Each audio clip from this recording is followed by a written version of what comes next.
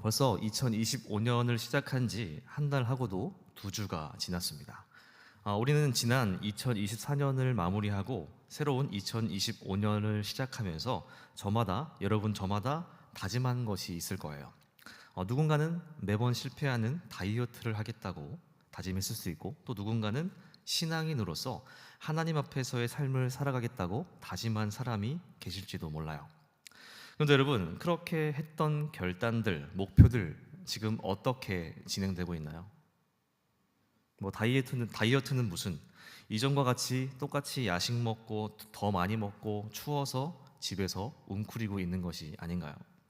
제 얘기입니다, 여러분. 제 얘기 찔림 받지 마시고요. 또 하나님 앞에서 조금 더 나은 삶을 살아가겠다고 다짐했지만 전과 같은 똑같은 삶을 살고 있진 않은지. 여러분, 이처럼 우리가 계획하고 다짐했던 일들은요, 작심삼일이라고 잘 이행되어 되지 않아요? 잘 안 됩니다. 안 돼요. 이행된다면 정말 대단한 거죠. 근데 여러분, 하나님이 하고자 하시는 일, 하나님의 계획은 어떨까요? 하나님이 하고자 하시는 일은요, 이루어지지 않는 적이 한 번도 없습니다. 그러니까 때가 언제가 되었든지 하나님은 그 일을 기억하고 계시고 반드시 이루어 가신다는 거예요. 오늘 본문에도 보면 하나님이 하고자 하시는 일을 분명하게 이루어 가시는 것을 볼 수 있게 됩니다. 함께 말씀을 살펴보면서 어떻게 그 일들을 하나님이 이루어 가시는지 함께 알아보도록 하겠습니다. 벌써 나오죠 이게? 정신 차리세요 여러분. 네. 여호수아가 끝이 나고 이제 누가복음이 시작되었습니다. 여러분, 누가복음의 저자가 누굴까요? 누가복음을 쓴 사람. 누가 그랬어요? 요한이라고 했어요? 누가라고 그랬죠? 예수님의 12 제자 중 한 사람이었던 누가입니다. 누가는 누가복음을 기록했고, 누가복음과 함께 또 뭘 더 기록했어요? 그렇죠. 사도행전도 기록했습니다. 사도행전은 누가가 함께 동역했던 사도 바울을 중심으로 그의 사역을 기록했던 반면, 누가복음은 다른 복음서들과 마찬가지로 누가의 관점에서 예수님의 사역과 기적들을 기록하고 있어요. 여러분, 제가 예전에 복음서에 대한 말씀을 나눌 때 각 복음서에 나타나는 예수님의 모습이 다르다고 했던 거 기억하시나요?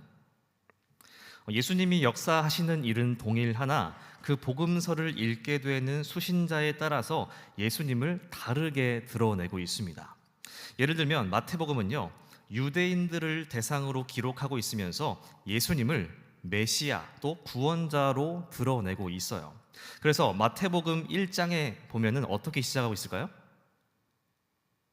아브라함부터 시작되는 예수님의 계보를 쭉 나열합니다.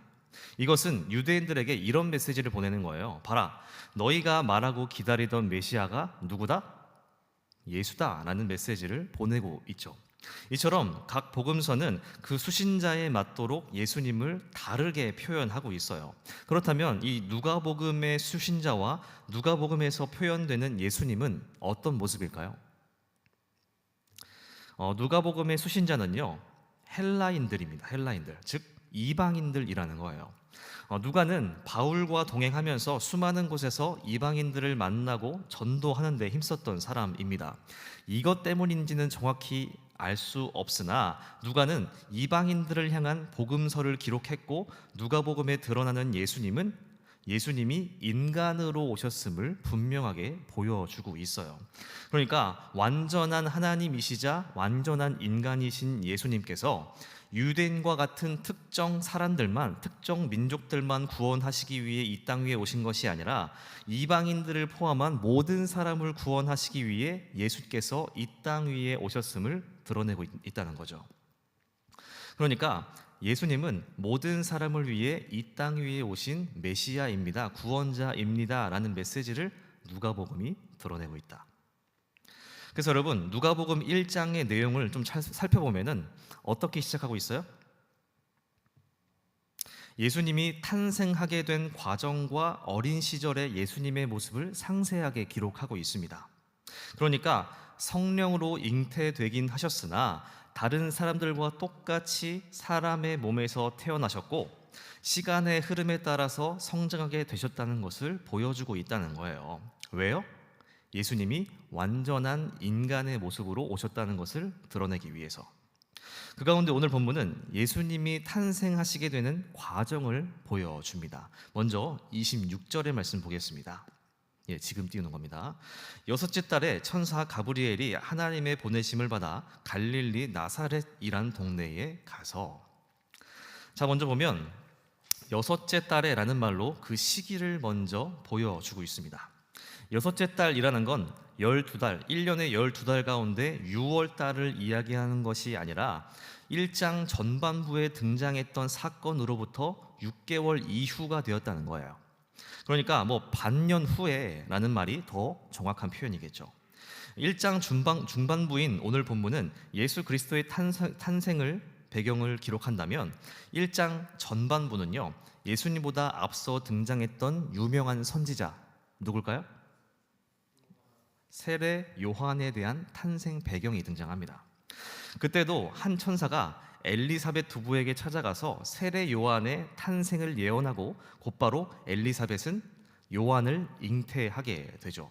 그러니까 26절에서 말하고 있는 여섯째 달에라는 것은요, 엘리사벳이 세례 요한을 잉태한 이후 6개월이 지난 시점이라는 거예요. 자, 그때 6개월이 지난 시점에 한 천사가 하나님의 보내심을 받았다라고 합니다. 그 천사의 이름이 뭐예요? 가브리엘인데 엘리사벳에게 찾아갔던 그 똑같은 천사입니다. 그리고 그 천사가 갔던 동네를 밝히고 있어요. 어디예요, 여러분? 갈릴리의 한 마을이었던 나사렛이라는 동네입니다.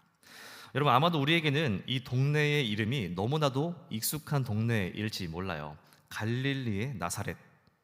근데 여러분, 우리에겐 너무나도 익숙하고 유명한 이름인 갈릴리 나사렛이라는 동네는요, 이 당시만 해도 너무나도 작았던 시골 마을로서 남쪽을 제외한 동서북쪽이 삼면이 모두 산으로 둘러싸여 있어서 잘 보이지도 않고 알려지지도 않은 외진 곳이었다고 합니다. 지금 우리로 치면 여러분, 아현동이라는 동네는 너무나도 익숙하고 또 누군가에게는 집 같은 느낌을 줄지도 몰라요. 근데 여러분, 혹시 오색리라는 동네를 들어본 적 있나요? 오색리? 제가 검색창에 삼면이 산에 둘러싸여 있고 한 면이 바다인 곳을 추천해봐라 했더니 오색리라는 곳을 알려주더라고요. 이곳은요, 삼면이 설악산으로 둘러싸여 있다고 합니다. 아직 아는 분이 계실지 모르겠지만 저는 이곳의 지명을 처음 들었어요. 어쨌든 여러분, 대부분의 사람들에게 생소했고 또 알려지지 않았던 장소가 바로 갈릴리의 나사렛이라는 동네였다는 거죠. 이제야 우리에게 너무나도 익숙한 곳이지만 당시에는 인적도 드물고 정말 오지와도 같은 곳이 바로 나사렛이었다. 그런 보잘것없는 동네에 가브리엘 천사가 찾아갔습니다. 왜 갔을까요? 27절, 28절입니다. 다윗의 자손 요셉이라는 사람과 약혼한 처녀에게 이르니 그 처녀의 이름은 마리아라. 그에게 들어가 이르되 은혜를 받은 자여 평안할지어다. 주께서 너와 함께 하시도다 하니. 갈릴리 나사렛에는 다윗의 자손이 살고 있었는데 그 이름이 요셉이었습니다. 그런데 천사가 요셉에게 찾아간 것이 아니라 누구에게 찾아갔어요? 마리아에게 찾아갔다. 저자 누가는 마리아가 처녀였음을 분명하게 밝혀주고 있습니다. 처녀라는 것은요, 소녀, 젊거나 어린 여자라는 것을 뜻하겠죠. 성경에서 이 마리아의 나이를 정확하게 알려주고 있지는 않으나 당시 관습으로 봤을 때 유대인 여인은요, 12살, 13살 때에 성인이 될 수 있었고 그 무렵에 약혼과 결혼이 이루어졌다고 합니다. 그때의 관습을 따랐으면 지금 청년부에 청년으로 남아있을 사람이 있어요, 없어요? 하나도 없었겠죠. 다 그냥 장령에서 예배 드리는 겁니다. 아무튼 마리아는요, 요셉의 약혼녀이기 때문에 성인을 넘어서 10대 중반, 15세, 16세 정도로 추정할 수 있습니다. 가브리엘은 요셉과 약혼한 처녀였던 마리아에게 찾아갔어요. 꿈에서 찾아갔는지 깨어있는 상태에서 정말 실물로 보았는지는 모르겠습니다. 아무튼 마리아를 보자마자 천사는 그를 안심시키려고 노력해요. 천사의 모습이 어떠했는지는 모르겠지만 인간과 같은 모습이었거나 어떤 동물의 모습으로 등장하지는 않았을 겁니다. 그 천사의 실물을 마주하면서 마리아는 적지 않게 놀라게 되었어요. 그런 마리아에게 천사는 첫마디로 이렇게 얘기했다는 거죠. 은혜를 받은 자여 평안할지어다. 주께서 너와 함께 하시도다. 마치 우리가 가끔 길거리에서 만나는 도를 아십니까? 얼굴에 복이 있어 보입니다. 라는 인사를 건네는 것과 같이 보이기도 하죠. 근데 이러한 인사는요, 의도가 있는 인사입니다. 상대방의 환심을 사기 위해서 좋은 말로 먼저 인사를 건네며 원하는 것을 얻어내기 위한 인사라고 할 수 있어요. 그런데 천사의 첫마디, 천사의 인사는요, 그 취지나 차원이 완전히 다릅니다. 천사는 먼저 마리아를 안심시키면서 그가 하나님의 은혜를 받은 자임을 알려줍니다. 당시 마리아가 하나님 앞에서 어떠한 신앙을 가지고 있었는지는 성경은 밝히지 않습니다. 그러나 마리아가 하나님의 은혜를 받은 것으로 보아 그는 어린 나이였음에도 불구하고 하나님 앞에서의 신앙을 지켜나갔던 것으로 보여지죠. 물론 사도 바울과 같이 예수님을 완전히 부인하던 사람이 갑자기 한순간에 예수님을 만나서 변화된 일도 있긴 하지만 마리아는요, 원래부터 신앙을 가지고 있었기에 하나님이 그를 선택하시고 은혜를 부어주신 것으로 이해할 수 있습니다. 천사가 이러한 말들로 마리아를 안심시키려고 했으나 마리아는 안심이 됐을까요? 안 됐을까요? 놀란 가슴이 진정이 되지 않았어요. 29절입니다. 처녀가 그 말을 듣고 놀라 이런 인사가 어찌함인가 생각하매. 마리아는요, 갑자기 자기 앞에 나타난 천사를 보면서 너무나도 크게 놀라게 되었습니다. 그런데 그 천사가 갑자기 말까지 하는 거예요. 평안하라, 주께서 너와 함께 하신다. 여러분, 아무리 좋은 말이라고 할지라도 너무 놀라면 그 말이 들려요, 안 들려요? 잘 안 들리겠죠. 귀가 열려 있고 목소리는 들렸어도 내용이 귀에 박히지 않았을 겁니다. 귀는 열려 있으나 귀머거리가 되고 눈으로 보여지는 것에 집중하게 되겠죠. 여기서 놀라다라는 말은요, 혼동하다라는 의미를 포함하고 있습니다. 그러니까 마리아는요, 천사를 보고 그가 하는 말을 듣고 혼란스럽게 되었고 마음이 심각한 불안에 휩싸이게 되었다라는 거예요. 여러분, 아무리 하나님 앞에서의 삶을 살아갔고 은혜를 입은 마리아였긴 하나 그는 고작 15, 16 정도밖에 되지 않는 평범한 소녀였습니다.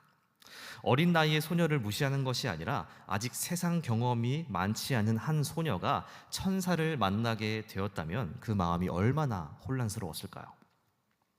그런데 29절은요, 마리아가 그 혼란스러운 와중에도 어떠한 마음을 가지고 있었는지 알려주고 있어요. 29절의 끝을 보니까 마리아가 어떻게 했다고 하나요? 어찌함인가 생각하매라는 말을 덧붙이고 있습니다. 여기서 생각한다는 것은요, 철저하게 심사숙고했다는 것을 의미합니다. 그러니까 마리아가 자신이 당한 상황 앞에서 혼란스러웠겠지만 이 일이 어떻게 된 것인지 깊이 생각하고 있었다는 거예요. 보통 같았으면 그 자리에서 도망갔을지도 모르고 또는 얼어붙어서 경직될 수밖에 없었을 겁니다. 그러나 마리아는요, 달랐다는 거죠. 어떻게 이러한 일이 나에게 일어난 거지? 이게 무슨 일일까? 저 천사가 진짜인가? 이런 질문을 스스로한테 던지면서 상황 판단을 하고 있었다는 거예요. 그러나 마리아의 입은 굳게 닫혀 있었고 그래서 천사는 한 번 더 마리아를 안심시키기 위해 이야기 이어갑니다. 30절입니다. 천사가 이르되 마리아여 무서워하지 말라 내가 하나님께 은혜를 입었느니라. 천사 가브리엘은요, 자신 앞에 멈춰 있는 마리아를 향해서 무서워하지 말라고 말하면서 마리아가 하나님의 은혜를 입었다고 재차 확인시켜 줍니다. 그리고 하나님이 내려주시는 은혜가 무엇인지 구체적으로 설명하기 시작하죠. 31절, 32절입니다. 보라, 내가 잉태하여 아들을 낳으리니 그 이름을 예수로 하라. 그가 큰 자가 되고 지극히 높으신 이의 아들이라 일컬어질 것이요 주 하나님께서 그 조상 다윗의 왕위를 그에게 주시리니. 마리아가 받은 은혜는요, 마리아에게서 아들이 태어나게 된다는 것이었습니다. 친절하게도 천사는 아들의 이름까지 지어주죠. 아들의 이름이 뭐예요? 예수라고 지어주죠. 마리아는 이 말을 들었을 때 뭐 그럴 수도 있겠다라는 생각을 했을지도 몰라요. 자신은 이미 요셉이라는 사람과 약혼한 상태였고 아이를 금방 갖게 될 수 있겠다고 여겼을지도 모르죠. 그런데 그 다음 천사의 말이 마리아를 더욱 놀라게 했습니다. 마리아를 통해서 태어날 아기가 어떻게 된다는 거예요? 지극히 높으신 이의 아들이라 일컬어지고 하나님이 다윗의 왕위를 그에게 주신다. 여러분, 마리아가 천사의 말을 들었을 때 어떤 생각이 들었을까요? 당초에 이해가 되지 않고 더욱 혼란스럽기만 하지 않았을까요? 예를 들면 김씨성을 가진 남성과 약혼을 한 여인에게 어떤 사람이 찾아가서 당신이 아들을 낳게 될 것인데 그는 양씨성을 가진 아이가 되고 왕이 될 것입니다. 뭐 이런 거 아니겠어요? 마리아는 분명 요셉과 약혼했기 때문에 요셉의 아들을 낳게 되는 건데 갑자기 어떤 천사가 나타나더니 지극히 높으신 이의 아들을 낳게 된다고 하더니 그가 다윗의 왕위를 얻게 된다. 마리아의 입장에서 천사의 말은요, 너무나도 신뢰할 수 없는 거짓말과 같은 이야기였겠죠. 그래서 34절에서 마리아가 드디어 입을 열면서 질문을 던집니다. 마리아가 천사에게 말하되 나는 남자를 알지 못하니 어찌 이 일이 있으리까? 천사를 마주하던 마리아는요, 어느새 두려움과 혼란스러움은 사라지고 의문이 가득해집니다. 당신이 천사라는 것 알겠습니다. 내가 하나님의 은혜를 입었다는 거 알겠어요. 그런데 내가 아기를 갖게 될 텐데 그가 하나님의 아들이며 다윗의 왕위를 얻게 된다는 일이 어떻게 가능한가요? 마리아는 자신에게 닥쳐온 이 은혜가 이해도 되지 않고 받아들여지지도 않았을 거예요. 그래서 다시 천사가 이야기하죠. 35절입니다. 천사가 대답하여 이르되 성령이 내게 임하시고 지극히 높으신 이의 능력이 너를 덮으시리니 이름으로 나실 바 거룩한 이는 하나님의 아들이라 일컬어지리라. 제가 남자를 모르는데 어떻게 그런 일이 가능합니까? 라는 마리아의 질문에 천사는 그 모든 일들이 무엇으로 이루어질 것이라고 이야기하고 있어요? 성령께서 임하시고 능력이 너를 덮을 것이다. 그러니까 마리아야, 네가 남자를 알던 모르던 상관이 없다. 너는 당연히 그렇게 생각하겠지만 예수 그리스도의 탄생은 전적으로 성령을 통하여 하나님이 이루실 일이다.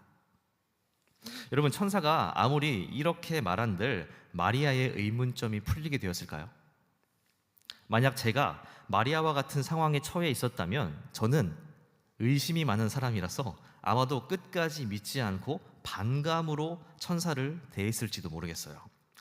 아마 마리아도 그 마음에 풀리지 않는 의문점이 있으니 마음이 쉽게 열리지 않았을지도 모르죠.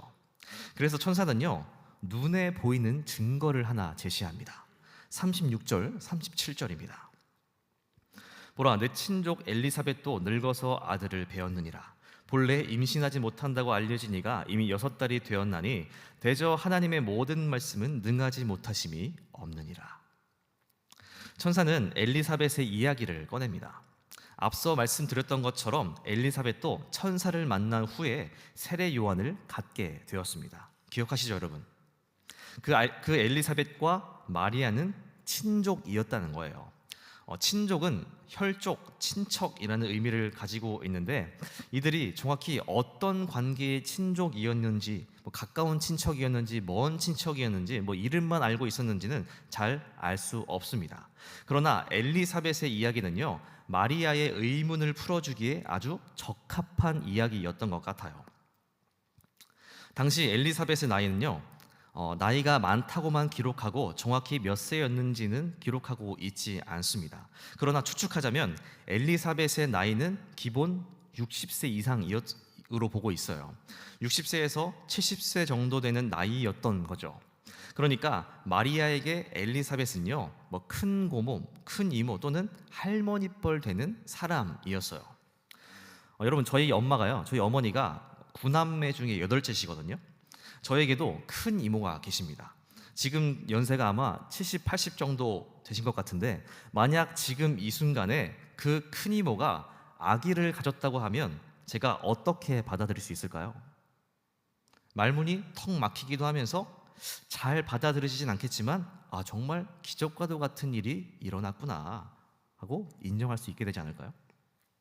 그러나 천사는 엘리사벳에게 일어난 기적과도 같은 일이 자연적으로 일어난 것이 아니라 하나님의 말씀이 이루어진 것이라고 못 박습니다.